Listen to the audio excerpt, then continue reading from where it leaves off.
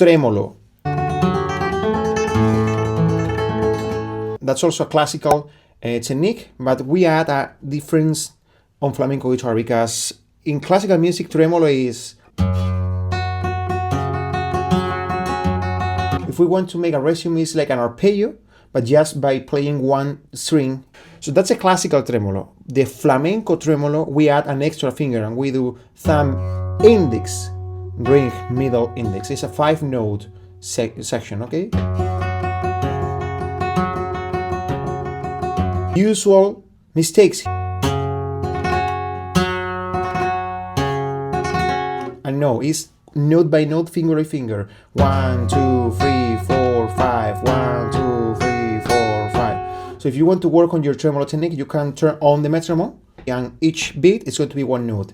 Beep, beep, beep, beep, beep, beep, beep, beep, beep, beep, beep, beep, beep, beep.